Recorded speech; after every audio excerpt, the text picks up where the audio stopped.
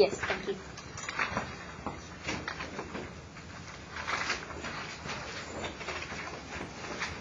So the first part of the sheet, all we're going to do is kind of review what is a polynomial and then the degree of each polynomial. Okay. And in specifically, we're talking about, for this part, or 5.3, a polynomial in one variable. And the only difference between that is that when it says polynomial in one variable, it's just exactly like it sounds. If there's an x and a y in the polynomial, it's not a polynomial of one variable because it has two variables. So pretty much just common sense. All right, let's scroll down. So for A, it says this is a polynomial in one variable because the only variable in this polynomial is what? And also we know that this is a polynomial because all these terms are monomials. Remember, monomials can't have what? Negative exponents, square roots, and letters in the bottom, right? Okay. And the degree of this one would be what? 5, because it has the highest exponent. So just to review. Why would this one not be a polynomial in one variable? Good, just common sense. This one, is this a polynomial in one variable? Yes. And is it a polynomial in general? Yes. And then what's the degree of it? 8. Good, that's the highest, so the degree is 8. So just to review. So for 1a, is this a polynomial in one variable? It only has one variable in it, right? But is it a polynomial? Because why? Good, so just put no for that one. Alright, 1b, is it a polynomial? Is it in one variable? Yes. And what's the degree? Good. Is this one a polynomial in one variable? Yes. What's the degree? Very good. Pretty simple. I want you to do, let's do 1 through 4 on your own. Go ahead and do that, and then I'll just call on some people. We won't spend too much time on this. Yes, yes or no, and then tell me the degree for 1 through 4 on the first page. It's the highest exponent. So, like, for example, this one, Abigail, this one has an exponent of 4, of 3, of 6. So the highest one was what? So that would be the degree of it. It can still, like, even if it's not in one variable, it's still a polynomial, right? Yes. But for 5.3, we're asking if it's a polynomial in one variable.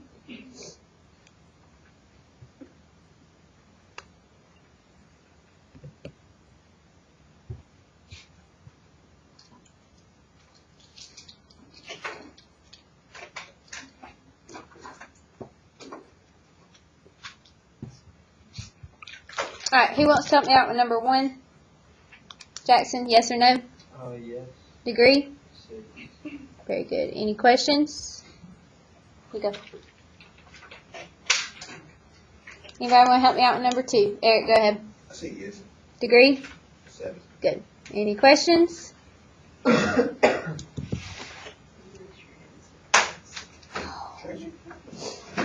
anybody for number 3? Chloe, go ahead.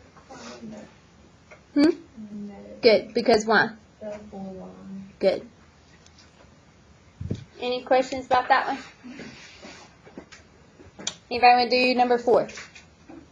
Why? I mean, yes. Go ahead. No, and why? Because 4 is why. Good. Alright, so everybody knows how to do these. We don't really have any questions. Pretty easy. I won't hit you up on it.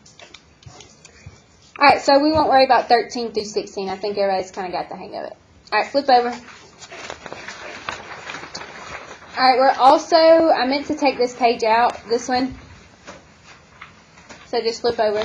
Sorry, I didn't take it out. Function values of variables. We've already done this at the beginning of Algebra 2 with Tricks. So again, I'm not going to spend a lot of time on it. It's not going to be on your test.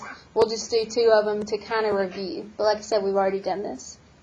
If we look down at these problems, it says if c of x is this function, d of x is this function, find each value. So for 7, are we dealing with c of x or d of x? C. Good, because it has c. And what is it wanting us to do? Substitute C for X. Good, sub something in for x. And what are we subbing in? All that, right? Hmm? y cubed, right? The difference between, and I'll write this out to the side, you don't have to write it. The difference between c of x and cy cubed is what? Yeah, so that's all they want us to do in the original. It's just replace the x. Everywhere we see an x, we're going to put a y cubed. So let's go ahead and write this one down here. So this is number 7. So we'll write 4. Instead of x, we'll write what? And we'll have what on the outside? Good. So just writing the same thing except replacing x with y cubed. So tell me what to write. Hold on. Hold on. Okay. So minus 5 what? Y cubed squared plus 2. Any questions about how we replaced it? No, every time you have x, you replace y. Cubed. When you would solve that, like a y, either one of them, does it like become the same thing or stick with the coefficient? The exponent on the outside of the parentheses just goes with the variable, not the number in front. What about like once that's solved? So we like 4y. Yeah. Good. 4y to the 9th. 4y to the 9th power. Then minus 5y to the what? Plus 2. Can we simplify? Nope. So we just leave it like that.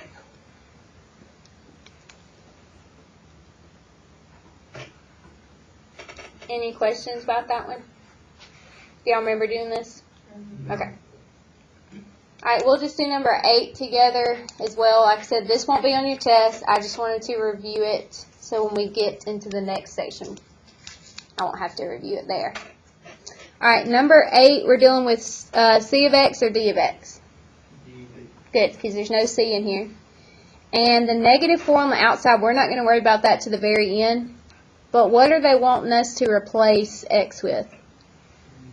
3z. So tell me how to write this original function replacing the x.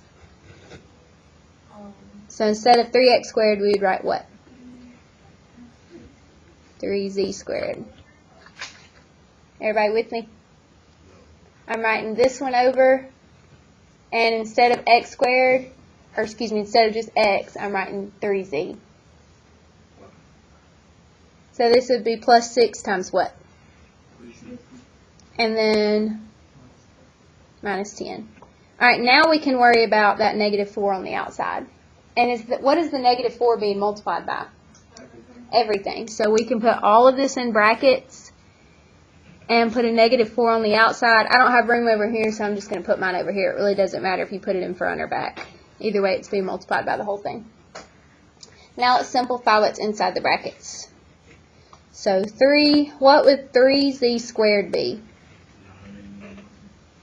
Okay, does the 2 apply to the 3 now? Yes, because it is what we're plugging in for x. Over here, we're just plugging in a variable. Over here, we're plugging in a number and a variable. I meant the other. This one? No, on the far side. Oh, no, it doesn't. The square just goes with 3z, not the 3. And then 6 times 3z would be what? Good. Minus 10. And then lastly, let's just take care of this parentheses. What's 3 times 9z squared? Good. 27z squared plus 18z minus 10. Can we simplify anything on the inside of the bracket or parentheses? Sorry, I changed them. No, so we're now going to multiply by what? Good. So what's 27 times negative 4? That's why you have a calculator. Negative what? Z squared. What is 18 times negative 4? Negative 72. Z, and then negative 10 times negative 4? 40. Good. That's it. So any questions about those before we move on? Yes. No, because what are like terms? And exponent. Good. So these, even though these two have z, one has different exponents, so we can't combine them. Yes. Is it just a coincidence that it's like z squared z and then not a variable, like is it supposed to look down like this? There's no pattern that the answer will follow. This is just a coincidence. Alright, flip it over. So what we're going to be getting into now is graphs of polynomial functions. And this is all you'll be doing for like the first 2 months of pre-cal. If you take calculus, this is what you'll be doing the first 2 months of calculus, okay? So it's very important we understand this. I don't want to move on before we understand this, okay? What's like discrete? Do you like take discrete? Yeah, I think so. If you're a senior, you're a junior, so you can take it. Yeah. Is it gonna be like hard if we switch from algebra to change straight to calculus and I didn't do? Yes, I would take pre-cal first. You gotta have a strong foundation before you take calculus. I'll talk to you about it after class. Alright, so these are the different types of graphs. And the degree, you can see 0, 1, 2, 3, 4, 5. The degree depends on their x-intercepts. And what are x-intercepts? When they cross the x-axis. Yeah, where they cross the x-axis. Where does this one cross the x-axis? Nowhere. That's why it's degree 0. And it's called a constant function, just a straight line. Okay? How many places does this cross the x-axis? That's why it's degree 1, and this is a linear function. We've already dealt with those. Those are in y equals mx plus b form, right? Quadratic, it touches it in 2 places. That's why it's degree 2. And quadratic functions look like x squared something, right? Alright, degree 3, this is going to look like x cubed, touches it in 3 places, right? That's why it's degree 3. 1, 2, 3. This one touches it in how many places? 4. So it's called a quartic function, and it would look like x to the 4th. It would have a power of 4 in it, the highest power. The highest power here would be x to the 5th. It's a quintic function. Touches it in 5 different places. Okay. I'm not asking you to memorize these. I'm just trying to tell you what they look like and why they're degree 4 and 5 and all kinds of things. So this goes back to like what we've been doing Mm-hmm. like yesterday. The look. It's called. Long division? Yes. No, that doesn't deal with the graphs. Yes. What about like the one that says degree of 5, Mhm. like goes up the line, Say that again. like where the like squiggly part like travels along the line. The squiggly part. Yeah, like in the middle. Right It's here? like directly on the y. Yeah. Like, Yeah. That touches it in 5 places. 1, 2, 3, 4, 5. What were you asking about? Wouldn't that be like more than 1 point? Because it's like on top of the line. Oh, on top of the x-axis? Yeah. No, it touches it in several places on the y-axis. I see what you're saying. Yeah. But right here, if you were to zoom in on this graph, you would see it only touches in one spot on the x-axis. Okay, so these are the different types of graphs. I'm not asking you to memorize them, just introducing them to you. Alright, this is what you'll be talking about lots in calculus and pre-cal. And I want you to put this under it. It doesn't apply to this class. But anytime you hear of limits in pre-cal and calculus, it means the same thing as in behavior. So as soon as you hear that in pre-cal, you know that you've already done this. In behavior and limits are the same thing. Alright, and let me ask you something. X is from side to side on the graph, right? So when this one just says x is going to positive infinity, what do you think that means? Because x can't go up and down, right? Forever to the right. Good. Going right forever. Did I already tell you this? Yes. Well, like I kind of remember like us doing something. Okay. I want you to write this out to the side. X going to positive infinity. This means x is going what forever? Right forever.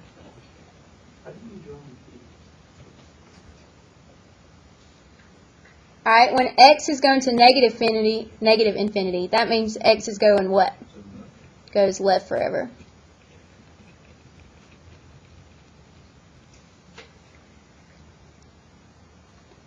Alright, anytime you see f of x from now on, this means the same thing as your y values, okay? F of x and y are the same thing.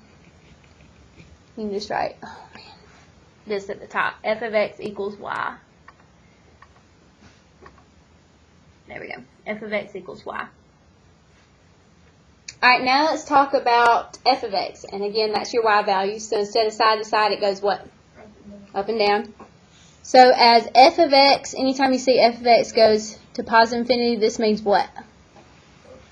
Good. F of x, or you can put y, we'll just put f of x. F of x goes up forever. And anytime f of x is going to negative infinity, that means it's going where? Down forever.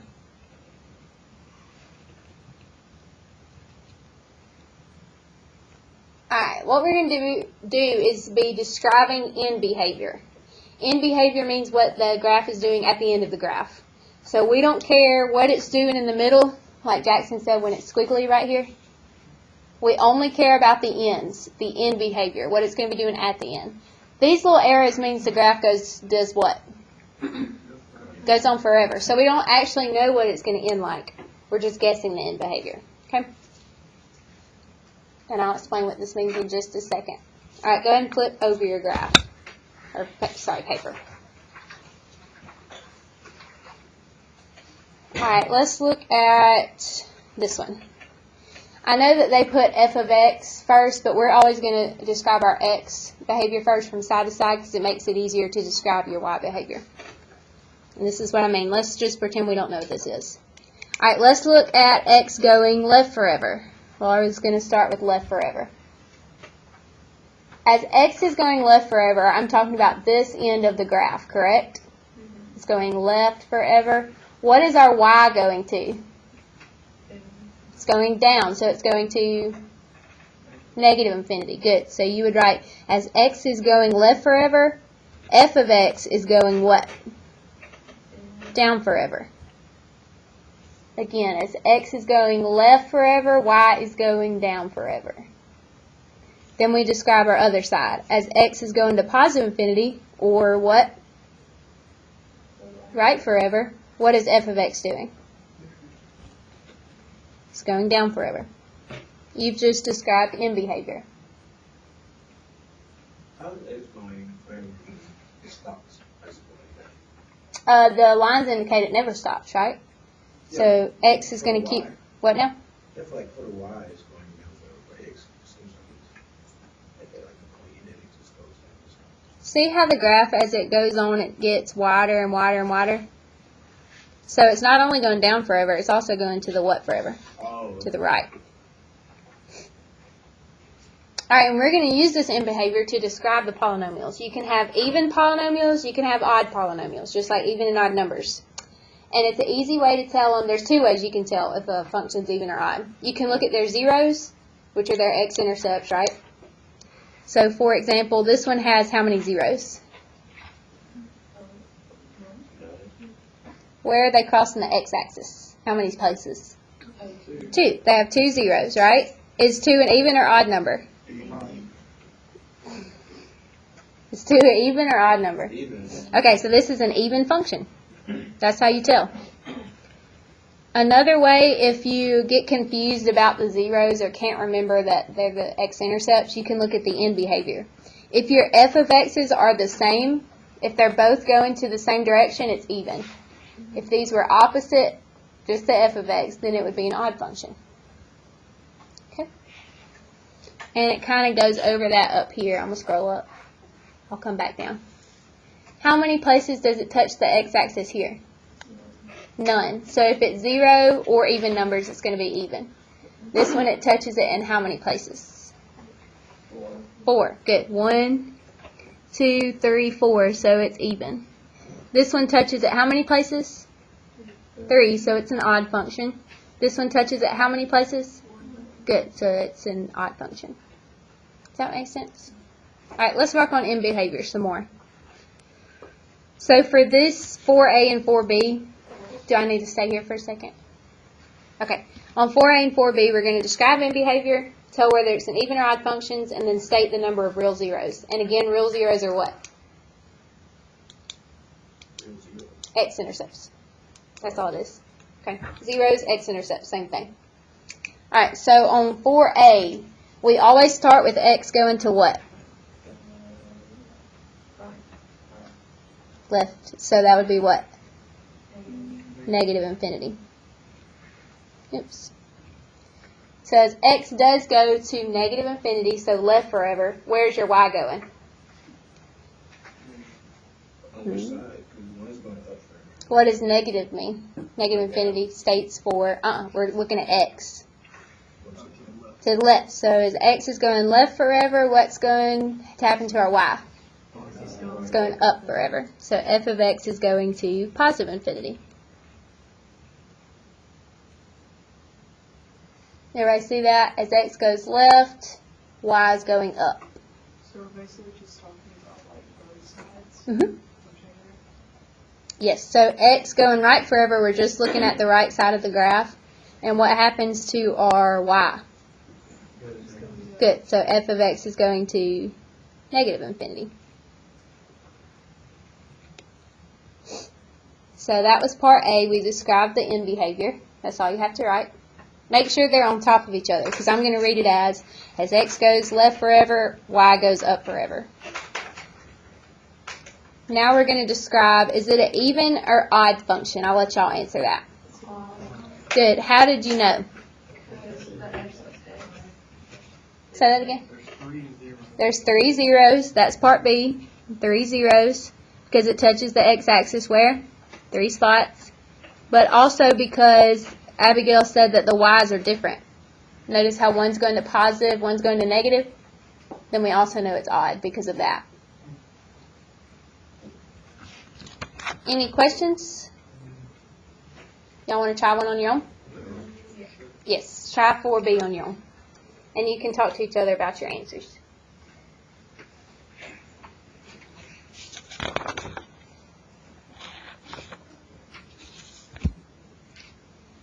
I know the bell's going to ring soon. Don't pack up yet. Go ahead and finish 4B, but your homework's going to be this back page right here. Back page.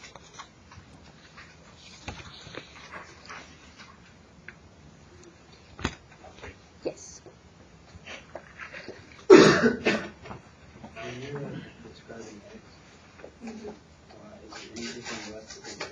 Yes. So left forever, what happens to your y?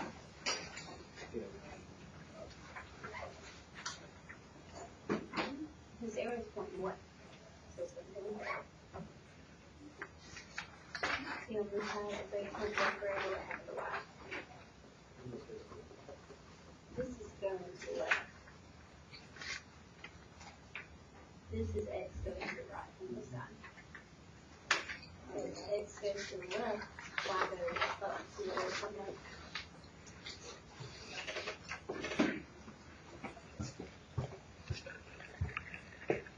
Anybody want to be brave and tell me the end behavior for 4B?